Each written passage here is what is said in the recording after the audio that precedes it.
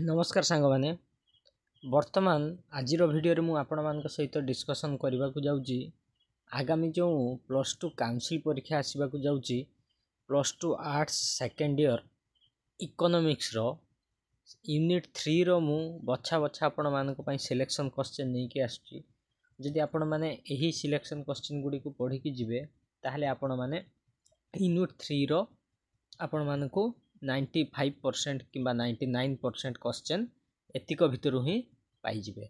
तो देरी नकरी आसतु देखा कौन कौन अच्छी। 1 नंबर क्वेश्चन हूँ मोट उत्पाद हाराहारी उत्पाद और सीमांत उत्पाद मध्य कौन संपर्क रही लिखा। 2 नंबर क्वेश्चन पिला माने लिखा हाराहारी उत्पाद और सीमांत उत्पाद मध्य कौन पार्थक्य दर्शाओ रही। 3 नंबर क्वेश्चन पिला माने हाराहारी उत्पाद कौन या विषय तुम मैंने 2 मार्क क्वेश्चन किंबा 3 मार्क जदि क्वेश्चन आसे से लिख।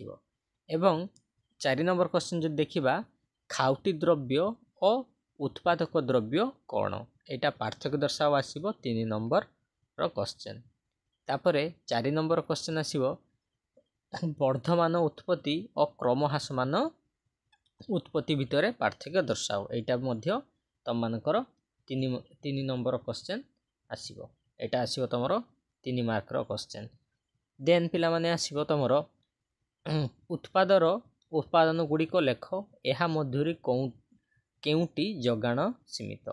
तो क्वेश्चन टी को तमे समराइज करके लिखि पारो जे उत्पादनर उपादान गुडी को कौन सबू लेख।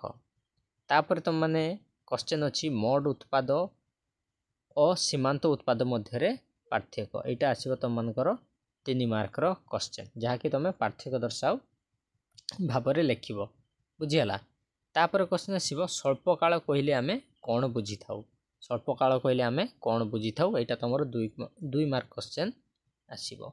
तापर उत्पादन कहले कौन बुझ और उत्पादन उपादान गुड़िक लेख यहाँ पिला माने तुम 3 मार्क क्वेश्चन।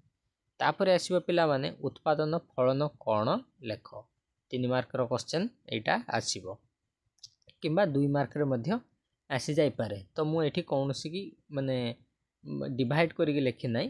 तो यही क्वेश्चन करदेले तुम माने 2 मार्क किंबा 3 मार्क रो भी आसिले आराम से लिखि पारिबो।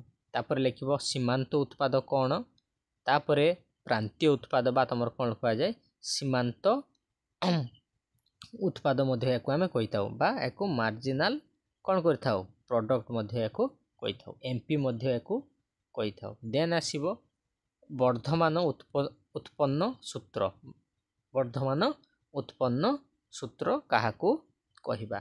तापर आसीबो परिवर्तनीय अनुपात सूत्रटी कौन बुझीगला। देन आसीबो तमरो ह्रासमान उत्पन्न सूत्रटी कौन बुझीगला। एटा जो प्रोडक्शन रे अछि तमरो 3टा जो उत्पादन जो स्टेज 3टा अछि सही स्टेज रो क्वेश्चन हैला। ह्रासमान उत्पन्न परिवर्तन तापर वर्धिष्णु उत्पन्न हैला एठी पाई गलो। तापर आसला कोन कहलो परिवर्तनीय अनुपात सूत्रटी कौन परिवर्तन अनुपात सूत्रटी कौन बा लॉ वेरिएबल प्रोपोर्शन रो सूत्रटी कौन। देन आसीबो तापर दीर्घकाल उत्पादन फलक काहाकू कहिबा। ओके जदि आमे दीर्घकाल उत्पादन काहाकू कहिबा तामाने आमे जानिचे जे दीर्घकाल उत्पादन बा दीर्घकाल काहाकू कहिबा ताकू मध्ये आमे आराम से लिखि परिबा। तापर लास्ट क्वेश्चन आसीबो त मानकर स्वल्प काल हैला बा स्वल्प काल बा ताकू कोन कहिथाउ आमे शॉर्ट पीरियड काहाकू आमे कहिबा। तो एतिकी थिला तुम मानकर यूनिट 3 पाई मोस्ट इंपोर्टेंट बछा बछा क्वेश्चन जदि एतिक तुम माने प्रैक्टिस करिवो ताहले तमरो सबु प्रकार रो क्वेश्चन 2 मार्क एवं 3 मार्क रो क्वेश्चन तुम माने पाई जिवो। जदि वीडियोटी भलो लागुची ताहले चैनल को सब्सक्राइब करिवो एवं मु आगु को मध्य नुआ नुआ सबु केमती सिलेक्शन अछि एवं क्वेश्चन प्रैक्टिस क्वेश्चन मध्य तुम मन पाई नै आसीबी।